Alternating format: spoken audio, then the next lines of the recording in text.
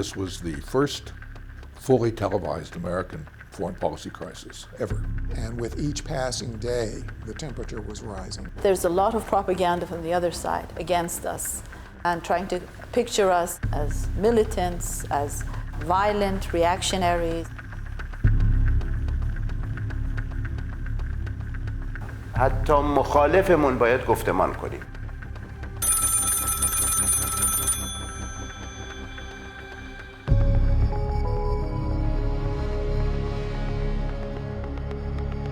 I couldn't pass up the chance to be part of history, frankly. We might be the group to get the hostages released. If the politicians can't do it, maybe people, just interacting with people could help.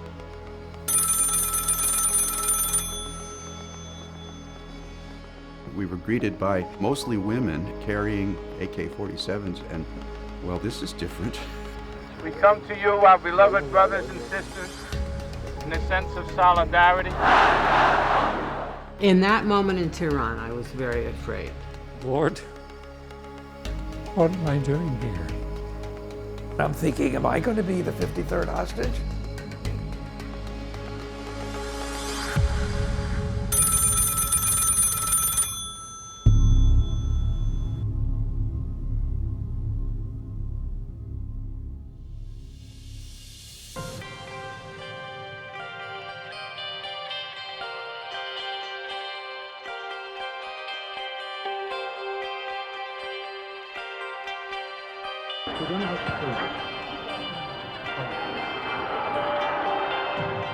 دولت ایران بله میخواست که آقای خمینی میخواست که ایشون رو امریکایی‌ها به ایران تحویل بدن.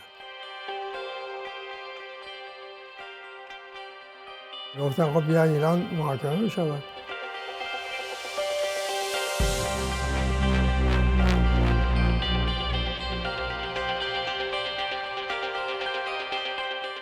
And I got a phone call from the Operations Center at the State Department. And they said that the embassy had been overrun. The students who took over the embassy gradually broke into one part of the embassy after another and took our people hostage.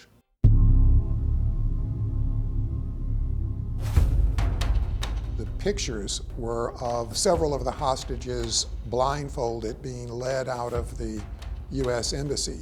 We were transfixed. That's when they started covering the hostage crisis every night, day 1, day 2. This is day 76. This is day 77 of the hostage crisis. People felt so attacked and embarrassed by this little bunch of Iranian students who could take our people hostage. They didn't like it at all. آقای خمینی این رو انقلاب دوم خوند و چون اول به وزیر کشور گفته بودن که نه برید اینا رو بیرون کنید. بعد گفته بودن که پسر ایشون تلفن کرد و نه اینا خودی هن. کاری به کارشون نداشته باشید. بعدم روز دوم بیانیه ایشون صادر شد که انقلاب دوم.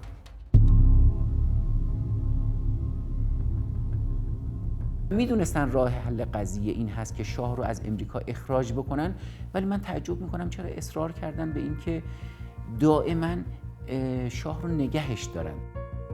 ما او رو میخواهیم نسبت به عمل کرده 50 ساله گذشته یا 35 ساله دوره حکومتش محاکمه کنیم. Negotiation was a taboo at that time.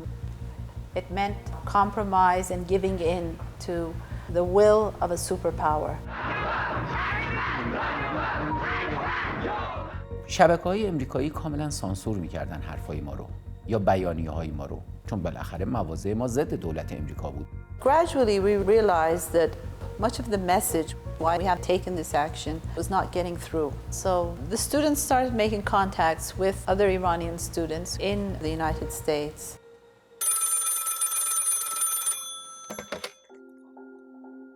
I received a call very early in the morning. They said that they are calling on behalf of the students of followers of Imam. I was asked to gather 50 Americans to come over to Iran as their guests. I thought this is a prank. You really could not believe this. ایده این فکر این بود که ما باید با رقیبمون، حریفمون، حتی مخالفمون باید گفتمان کنیم. و اون که تبلیغ می شود و به ناحق ما رو وارون جلوه می دهند، ما اون روی واقعی خودمون رو نشون بدیم. In the morning, I called my dear friend Norman Forer. Norman Forer was very sympathetic to the Iranian students during the revolution, quite active in most of the progressive movements in the campus. So I said, could you believe that I received a call? Isn't this crazy? He said, as crazy as it sounds, my friend, this could be a magnificent opportunity. Maybe we can go and convince them to take a different measure and hopefully help the release of the hostages. I pointed out that this is not going to go anywhere. Everybody's going to say, forget it.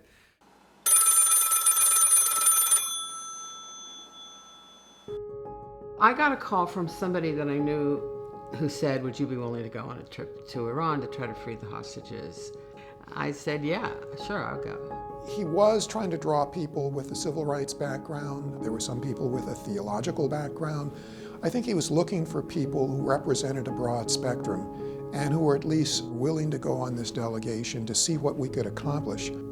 It was an opportunity for an adventure beyond anything I'd ever dreamed of. I have to admit that I had visions in my head that we might be the group that might help to get the hostages released. I had never been outside of the United States before in my life, and we would be spending 10 days with the students, many of whom were actually the ones who had seized the embassy and were holding the hostages. I couldn't pass up the chance to be part of history, frankly. I thought this was a pretty historical event. If the politicians can't do it, maybe people just interacting with people could help.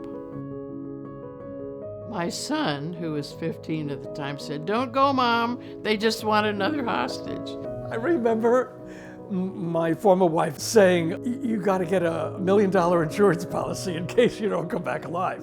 And I asked people in the insurance business if they would cover me, and they said no. For the first time in my life, draw up a will before I left, and spent a considerable time persuading my friends and relatives, particularly my parents, that I wasn't crazy.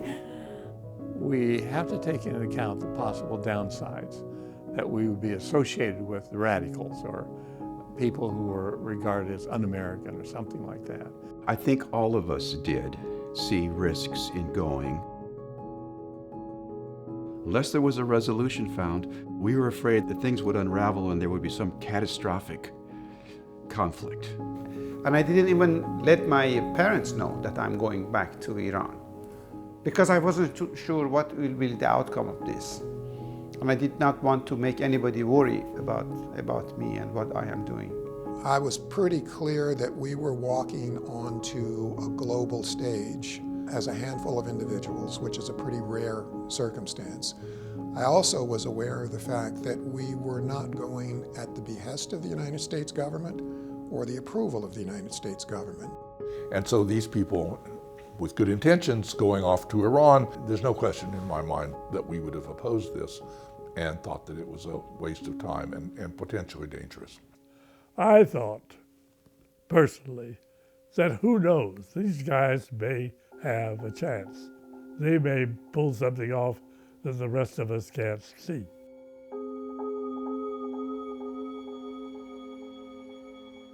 All the members of the delegation assembled at Riverside Church on the Upper West Side of Manhattan. And I guess we were taken to Kennedy Airport and we took off for Tehran. We were about to arrive in a country that has been designated by our own government as a hostile entity, and it became very real. I guess I hoped that we would kind of lay the ground, all of us together, for more hopeful negotiations to release those hostages. We were walking on very, very thin line of disaster and magnificent outcomes.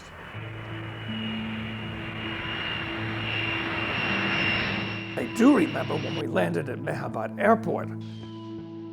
Here was an airport like a terminal at JFK, totally denuded and stripped of all the signs, and just pictures of the revolution and Khomeini. We were greeted by mostly women wearing long black chadors and carrying AK-47s, and I remember, well, this is different. They were really upset, and none of us could figure out why. They collected our passports. I was not expecting to have my passport seized. It never even occurred to me that such a thing could happen. I guess it really came out to me, this is really serious. Who knows what's going to happen? The airport was emptied out and there were no other passengers there. It was just us. We had no idea what was going on or why we were being held there. Norman was going back and forth, of course, trying to figure out what is going on. That created a lot of anxiety among the group. It did cross my mind that if they were loggerheads, Professor Fora and the militants, maybe the whole trip would be doomed. There was a sense that we would be put on a plane and sent home. There were a lot of issues in the foreign ministry where some of the people there didn't like the idea of inviting the 50 American guests. Some of them just didn't understand what the concept behind the whole event was. بعد از اینکه رسیدن اونجا حالا ببینیم خب ویزا ندارن. از طریق این آقای خمینی به شورای انقلاب فشار وارد شده که شورای انقلاب موافقت کنه که به اینا ویزا داده بشه. وقتی که این قضیه انجام شد من گفتم به اینکه شما دانشجویان که بس میگفتید ما دولت در دولت نیستیم و در کار دولت دخالت نمی‌کنیم. And eventually, after many hours of negotiations, we were finally given permission.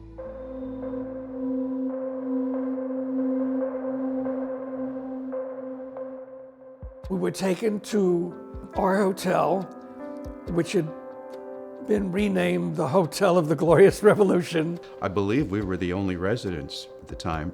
But I remember going into the hotel room and throwing myself on the bed because I was so exhausted.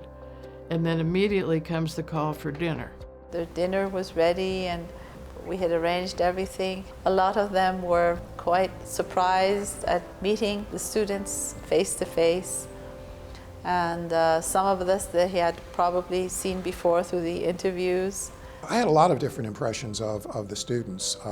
First, how young they were. I mean, these were, 19, 20, 21-year-old kids. Secondly, how well organized they were. They seemed to have a committee to take care of just about everything. در حقیقت ما پرستار 24 ساعته اینها بودیم. هم نگهبانشون بودیم. هم غذا بهشون میدادیم. هم پذیرایی میکردیم. هم گفتمان باشون داشتیم. I was kind of dismayed when I first saw that each of them had a rifle on their shoulder. I got a little tense because I am not used to being surrounded by people with guns. And one of the women who did have her chador and her rifle, and she said, "Oh, it's because of the revolution. It's just part of our symbol, part of our outfit." I have a sort of jokey style anyway, so I remember thinking, wow, I could die in somebody's revolution not because they were shooting me, but because they dropped their gun. And then lo and behold, somebody did drop it. That was a little unnerving. It didn't look like a terribly safe environment. We started talking with them, spending more time with some of them. As far as I can tell, within their student movement, the women had an equal voice and were in positions of authority. I came to that delegation with all of the, sort of classical American biases about Muslims in general and Muslim women in particular. And so to see these women as prominent people, leaders, was a surprise. They didn't know exactly what they have ahead of them, what they should expect to see. What would we do? Would we spend the entire time in a hotel talking to students? Would we be able to travel around the country? No one really knew at that point.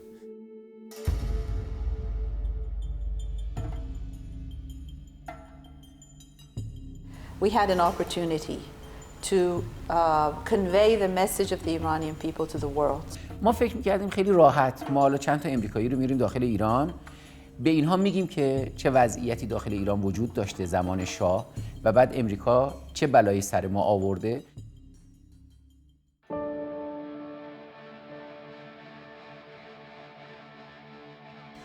At first, I was sort of shocked. Why are we going to a cemetery? What's this got to do with anything?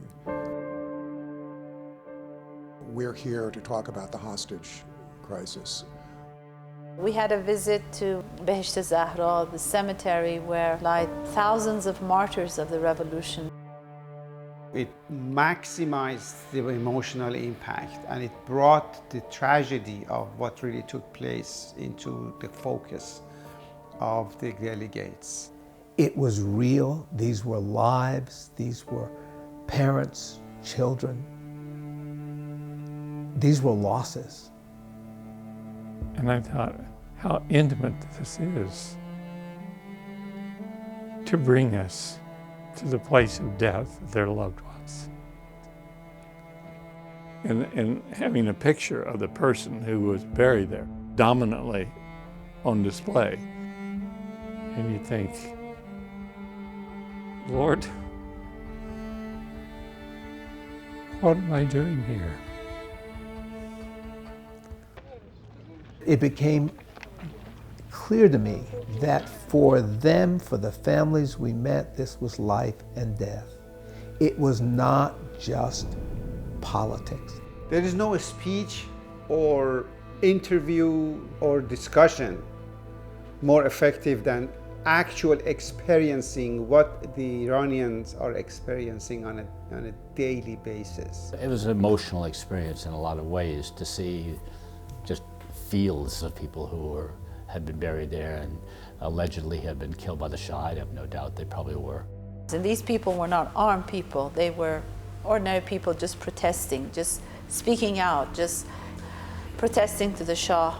At the same time, what those students immediately were telling us that the United States was also a partner to crime.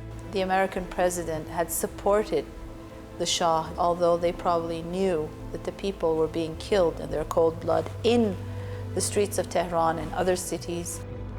We come to you, our beloved brothers and sisters, in a sense of solidarity. When Professor Fora spoke at the cemetery very eloquently, I kind of remember that. They are the martyrs for those who have suffered. He was almost like a rabbi, giving a eulogy. Because they have been driven from their villages, have seen their families divided and destroyed in the slums of the cities. And this tremendous empathy that he expressed. Long live the Iranian Revolution.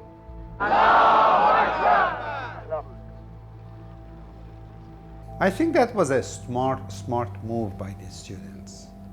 Gathering the group first time in Iran at the cemetery was to have the maximum impact on the first sort of moment.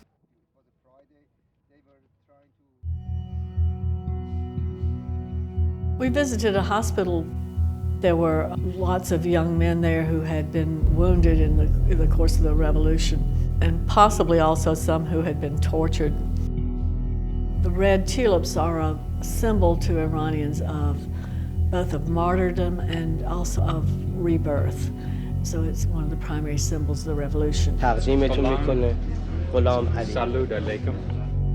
remember distinctly praying for the health and well-being of a patient and raising my hands over him and invoking the priestly blessing from the book of Numbers. May God watch over you and protect you. Inshallah خدا از شما حفاظت بکنه و مواظب شما باشه. When a rabbi asks a blessing, we don't think of politics, we don't think of agenda, we just think that's a sick person. And that we hope and pray that there never again will have to be another February 11th for the Iranian people. I came away from the visits to the hospital with a deep sense of sadness and the seriousness of what our government had helped their government do to them, that was hard.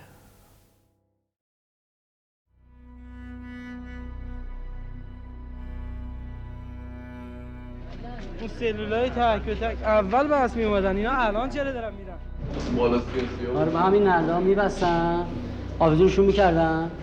The prison was one of the notorious places that political prisoners were kept under the Shah's regime.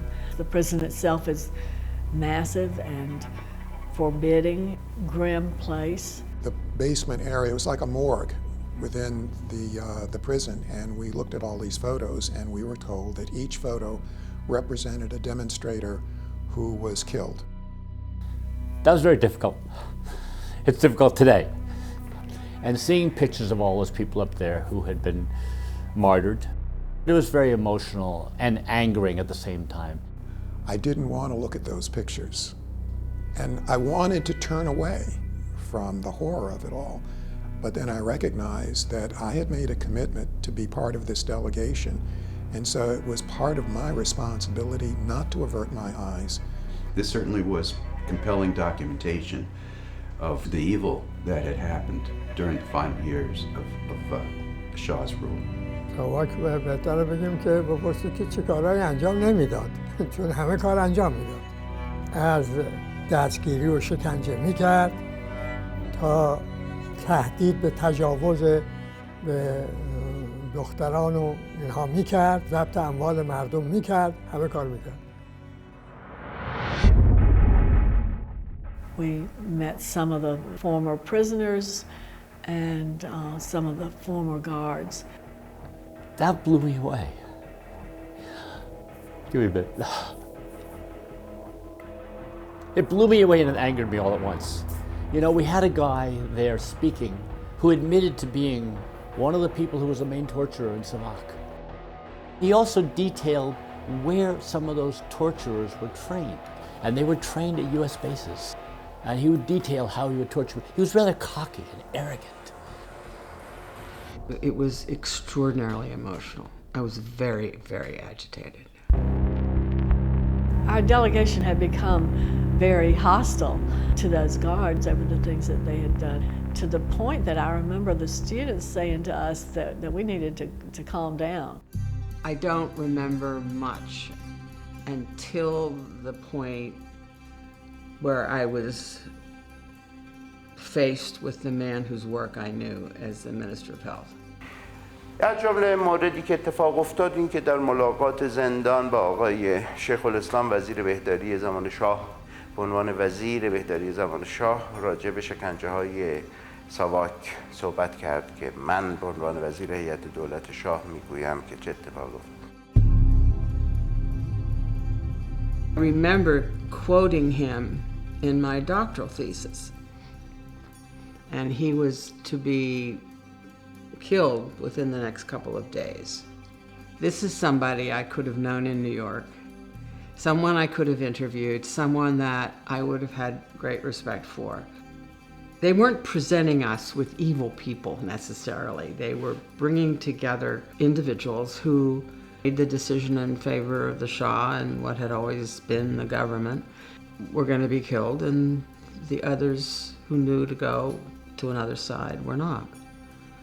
I remember thinking, this is extraordinarily painful to me. Because I felt like I could have been there. And that was really tough.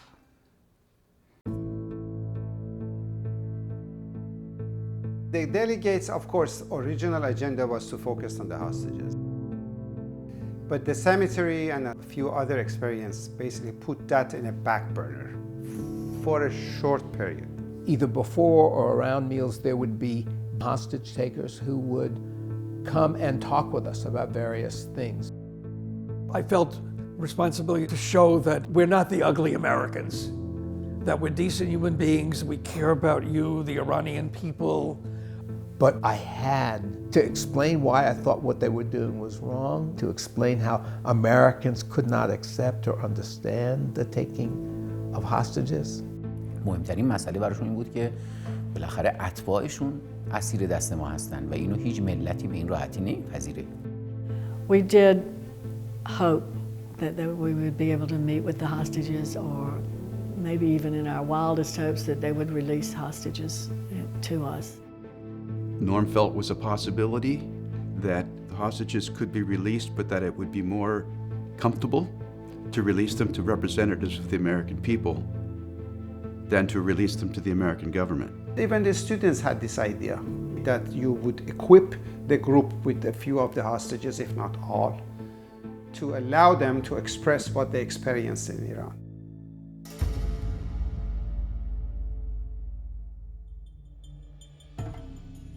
برای اونا ثابت شد ما اون روحیه‌ای که میگویند کینه‌توزند، وحشی‌اند، خشنند، بی‌رحمند، باید با مخالف گفتمان کرد که بگوییم اونچه که در تصور توست ما نیستیم. باید اونچه که ما هستیم خوب تشخیص داده بشه که چی هستیم و چگونه فکر میکنیم.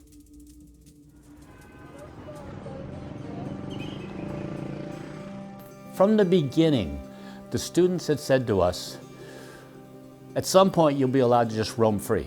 And there were times for a few hours where we just walked the streets of Tehran. The streets in the part of Tehran where we were beautiful. They were, beautiful classic buildings. It was a cosmopolitan place.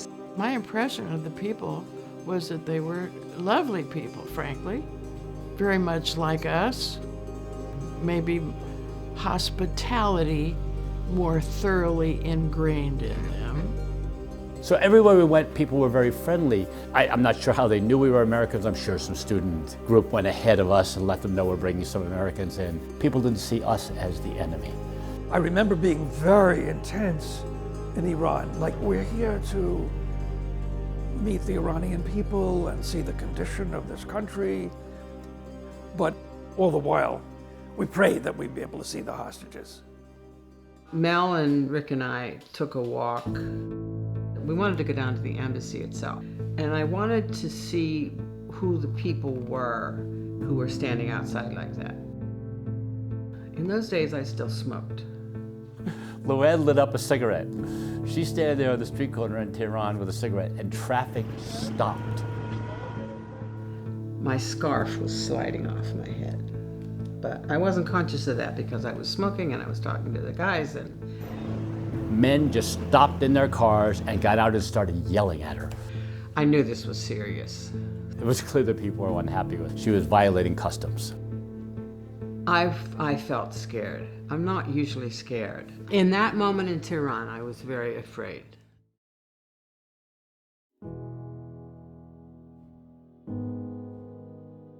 An important issue was to give them a proper image of what had happened during the Shah's regime to this country, and to understand that the people who actually were suffering due to the severe poverty, the economic challenges that the country had at that time. I remember the slums.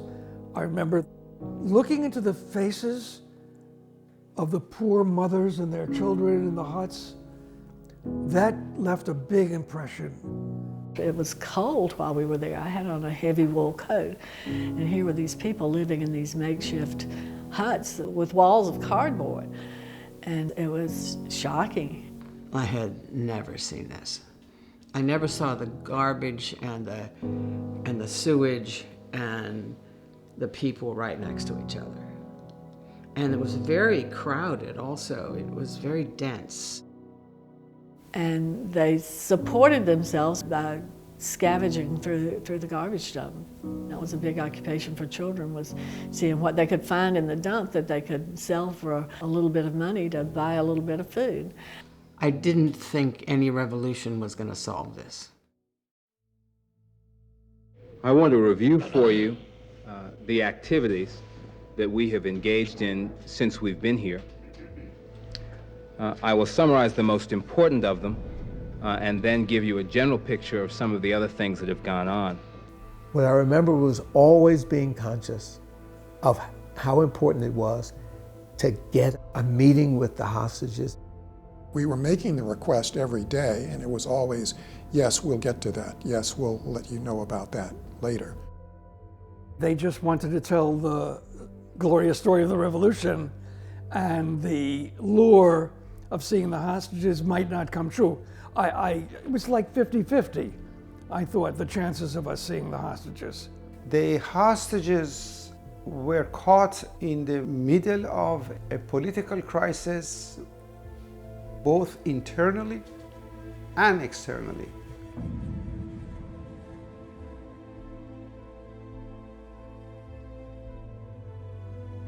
بعدم رفتم به سفارت با دانشجویان صحبت کردم. بعدم که من به ریاست جمهوری انتخاب شدم، اینا تا اون وقت در عملاً یک دولت در دولت تشکیل داده بودن.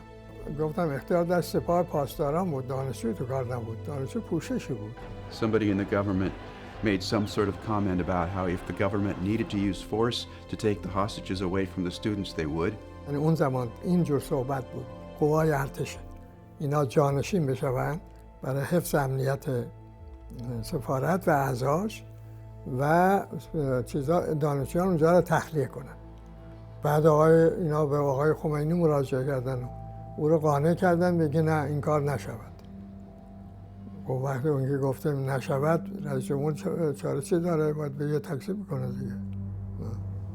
That's when I think we really began to realize that no matter how well-meaning the students had been, that they were not the ones that were making the final decision as to what would happen to those hostages.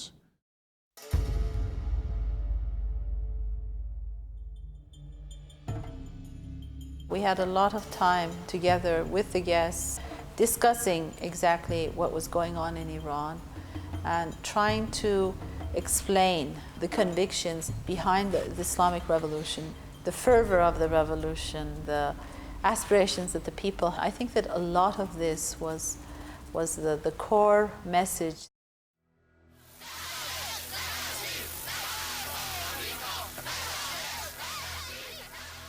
It was the anniversary of the revolution, and we were told there was going to be a mass rally. We thought, well, this will be pretty cool. We'll go and see this. Inviting the delegation for the celebration was quite spontaneous, even by the students. یعنی تا الان ملت ایران تجربه نکرده که سالگرد انقلاب یعنی چی کار باید بکنن. هر کسی برای خودش یه برنامه‌ای داشت.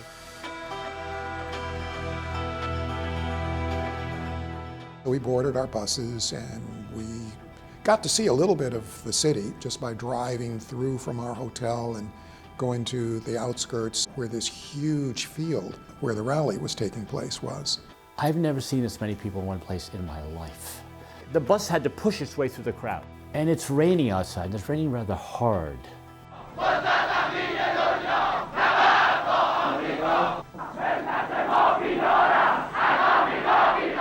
It's one thing to see those demonstrations on TV, but when you're there, that was just amazing. The voices booming out. I didn't know what was being said, but you had the enthusiasm of it. You know, you knew that they were celebrating this event. And I was really glad to be there. Yelling Mahbad, America, you know, death to America. But then smiling at us and saying, we don't mean you, we mean your leaders. The political atmosphere was quite charged and nobody was in full control. And in the middle of that, you had 50 Americans. Anything could happen. I got off with my group from my bus and I noticed that the field was very muddy. It had rained a lot. They had set up this rickety scaffolding for us to view the parade in front of Freedom Square. We were ushered up to the top, along with a lot of other people who were guests, I think, from other Islamic countries, perhaps from liberation movements around the world.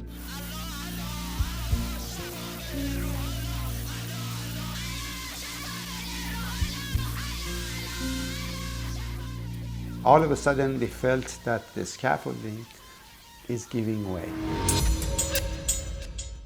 این داربست شروع میکنه به خم شدن و لغزیدن و this swaying started to happen. I realized this whole thing was about to collapse. The guy next to me said, I want you to hold on to me, and we're going to jump.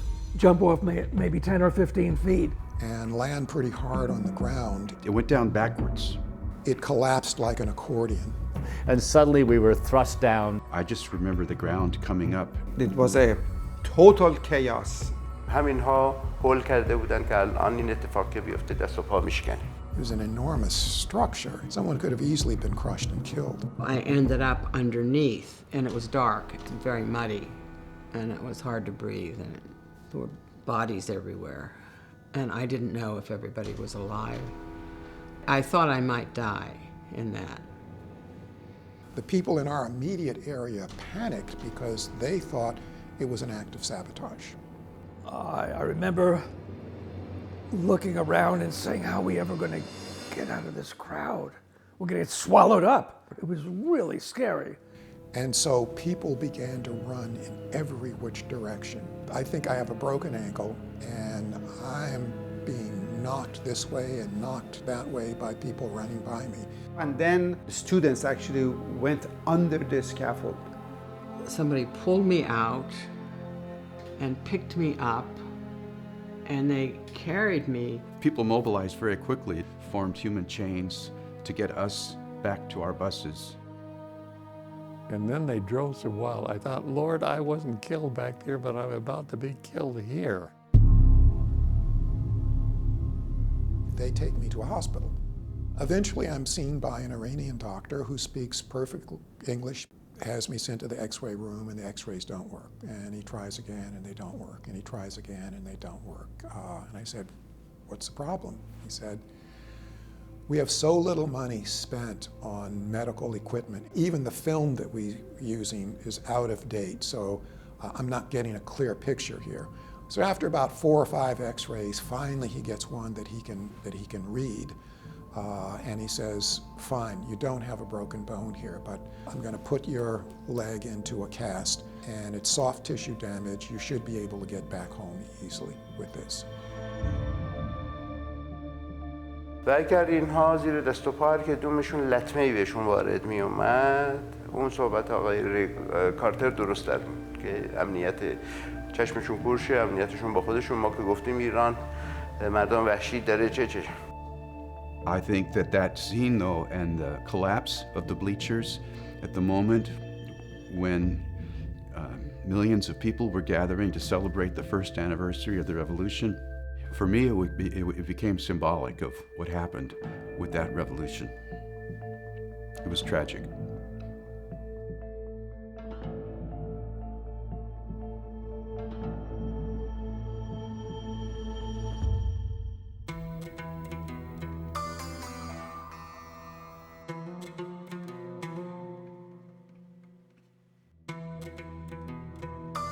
We traveled through a desolate desert landscape to what people called the holy city of Qom.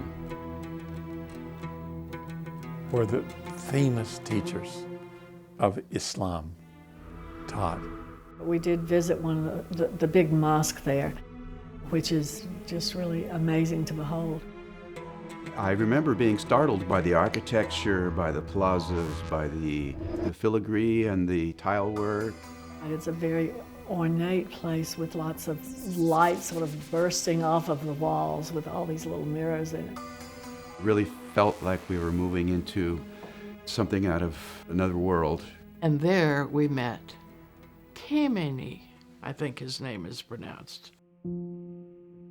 As I remember, he talked about the U.S. government and how we needed to change it. Norm would make his presentation to not hold back about what was unacceptable and wrong and destructive about the hostage holding on the one hand, and on the other hand, profoundly compassionate acknowledgement of the suffering of the Iranian people. In this whole process, I became acquainted with Ahmad Khomeini, Ayatollah Khomeini's son, who became a friend of me.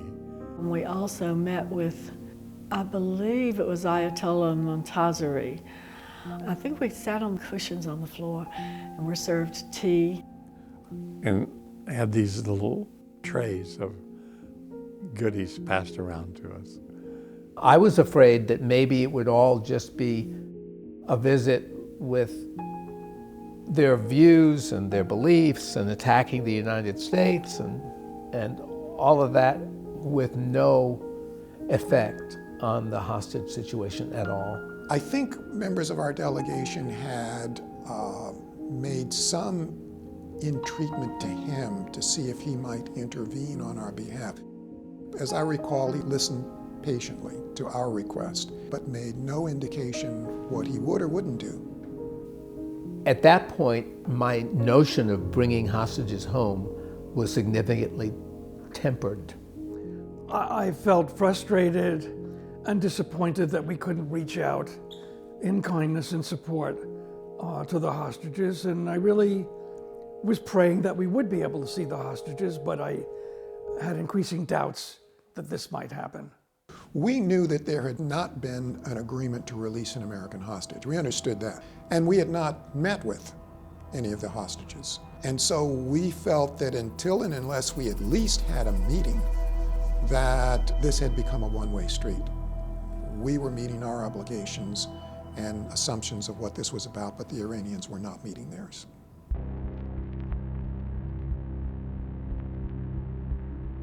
The students knocked on the door about 5:30 in the morning, and they said to Jack Bremer, my roommate, Jack, could you come with me? I said, of course I will.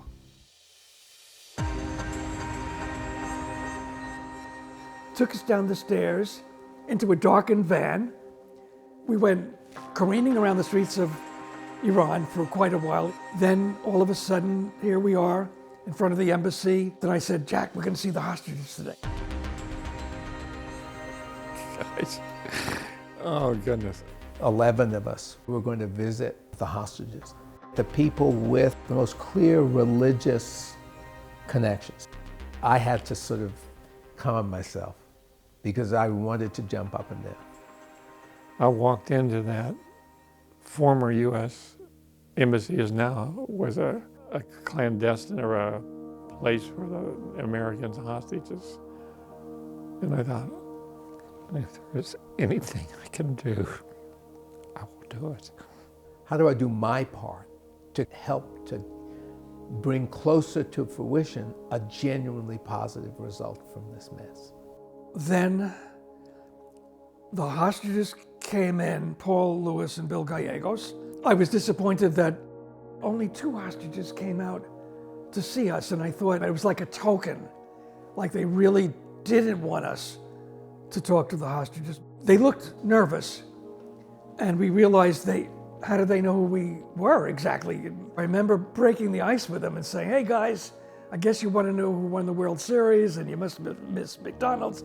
And they sort of relaxed because we were talking American to them. It was a pretty joyful time. I mean, the Americans being held hostage were really happy to see us. I was concerned about the condition and the treatment of the hostages. The way I recall, they said they were treated okay, but I was very, very doubtful.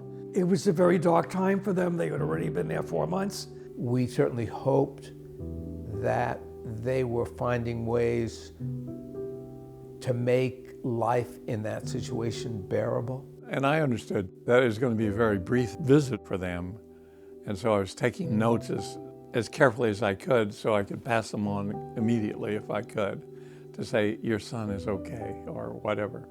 As we were finished speaking with Paul Lewis and Bill Gallegos, and the hostages had been permitted to write letters to their loved ones back home. And we made clear to them how much of a wonderful opportunity this was for us to do something for them, for the hostages, and for their families. So I shook hands, as did each member of the delegation, because the conversation now was going to be over. I was trying to keep it together, not break down. And I stuck my hands in my coat pocket. And then what happened, was as we were leaving, the students said, we have to detain you. One of you has received a secret message from one of the hostages. and they were staring straight at me. And I remember thinking, wow. I said, none of us would be that foolish. So they took us out one at a time. They ushered me into a courtyard quite a distance away and said, we're gonna search you, take off everything, and I did, right down to my skivvies. Yeah. So I'm standing there in my underwear, and I realized maybe he thought that when I put my hands in my pocket. And it was a long few minutes that they searched me, and I'm thinking, am I gonna be the 53rd hostage? I said, oh my God, the family that I love, will I see them? What will happen? I wanted them to be certain, not only that I didn't take anything, but that neither of those two hostages gave me or anybody else anything that they hadn't told them they could. I absolutely didn't want to be the cause, even accidentally, of any additional burden on those hostages. They searched all the pockets and found nothing. And finally, after the longest 10 or 15 minutes of my life, they let me go. And as they were letting me go, I tipped up my head covering, my yarmulke, it's called, my kippah, and I said, you forgot to look under here, boys. I kind of felt, oh, good, I said that.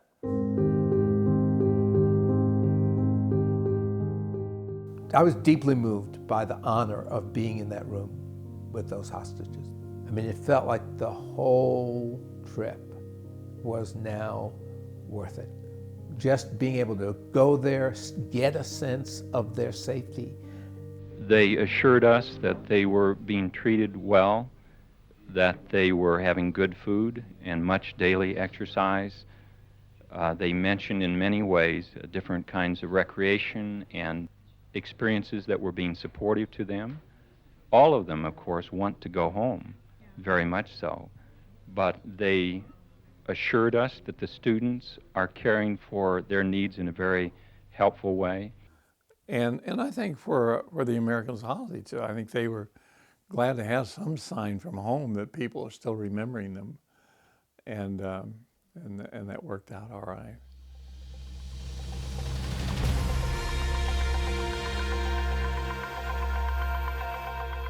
The highlight of the last day in Tehran was getting our passports back, which I think happened as we were boarding the plane. We were a little worried about that, but it happened. I do think that we felt like, okay, we've done what we can possibly do here. We're gonna just head home now and see what happens to us when we hit Kennedy. I felt our mission had failed. We had made the best effort possible, and it was worth doing, but there were no hostages that were going to be coming home with us. But to be able to bring back, I think it was 200 pieces of mail. It wasn't the freedom of the hostages, but I felt like it made the whole thing worthwhile.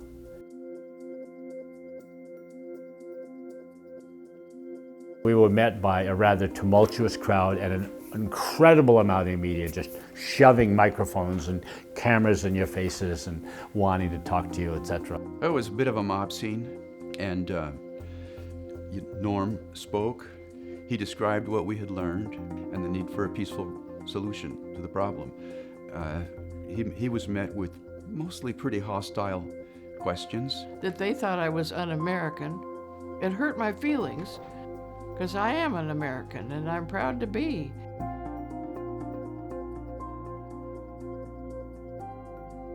I was disappointed that we did not get national coverage for our trip. The anger over the much more dramatic storyline and images of Americans being held hostage totally swamped any interest. As far as mainstream media went, we didn't exist. Had the hostages been released, it would have had a completely different impact, and the future of the two countries would have a different path. That's what we told the students. Unless you can find a way to settle it in a way that opens the door to reconciliation, you have poisoned our future. And as it turned out, that's what happened.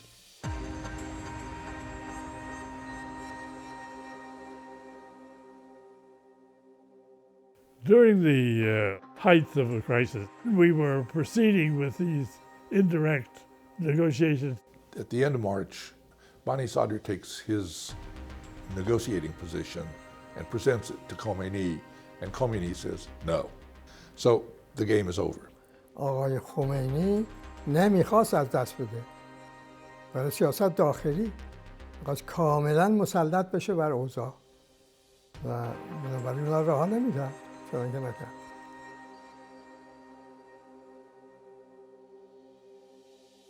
People in the Pentagon had put together a plan for a very complicated and extremely risky rescue mission. 4 a.m. I was wakened by Al Saunders. He said, "Henry, you know that thing that we were afraid was going to happen?" Yes. Well, it happened, and it failed. Carter announced it on television. To my deep regret, 2 of our American aircraft collided on the ground. 8 of the crewmen were killed, and several other Americans were hurt in the accident. It was, obviously one of the most painful things that any president had ever had to do. بعد اینکه کماندو بفرسته برای آزاد کردن گروگان‌ها و بعد گروگان بردارن ببرن این پرخطر بود. We were afraid that the failure of the rescue mission would lead the Iranians to take violent action against the hostages.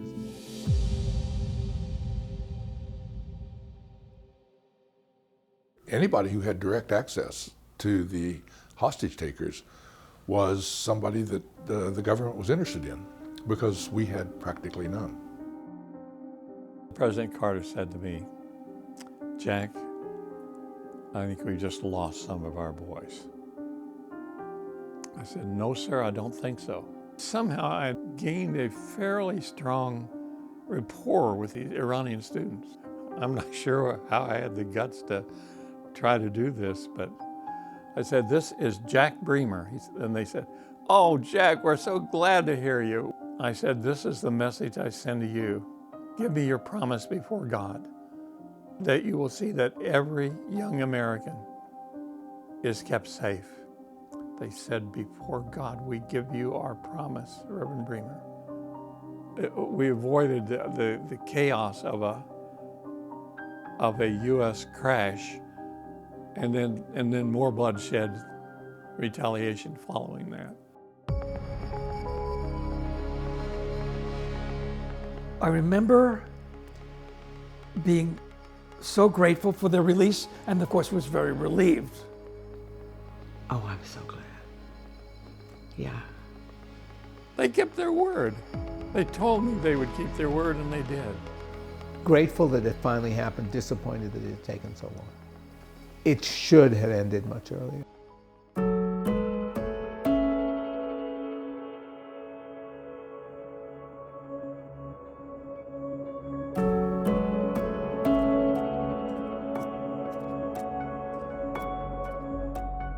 The mother of William J. Dougherty, who was a Marine hostage, gave me a silver bracelet to wear for her son.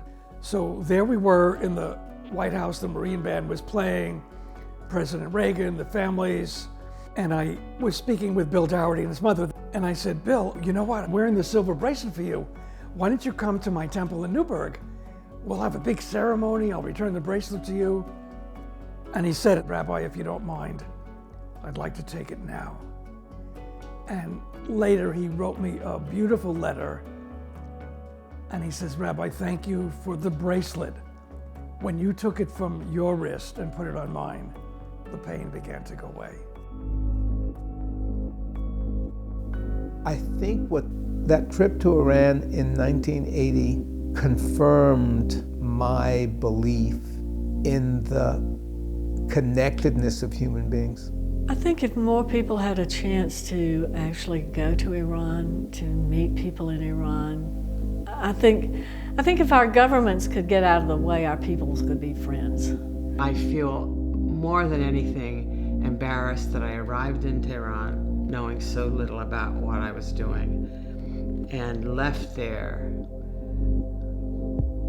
knowing more about myself and what I needed to do for the rest of my life. It broadened my understanding that we are all in this together, that it's our world to make a better one or a worse one, and that we have to figure out a way to do that. After this experience in Iran, I'm not the naive rabbi anymore.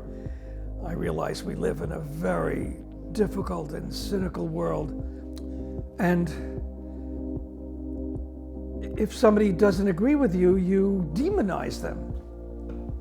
And unfortunately, that's what Americans and Iranians did, and that shouldn't be done. The reason that the United States and Iran today have such a terrible relationship is to a very considerable degree traceable back to the hostage crisis. The events of the 1979 takeover of the American embassy are still very relevant events for contemporary history.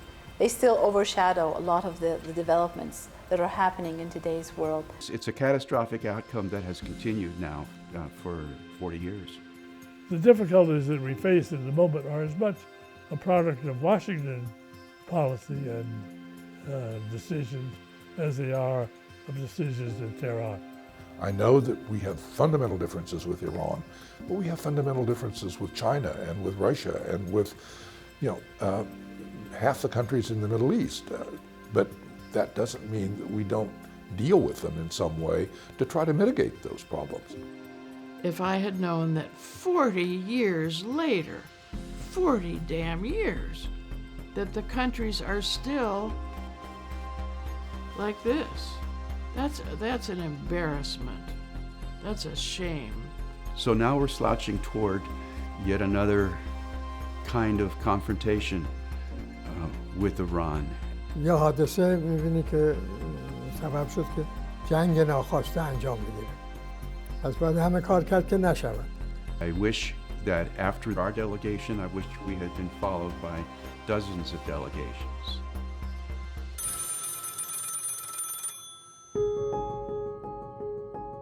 If I get a call tonight, I'm being asked to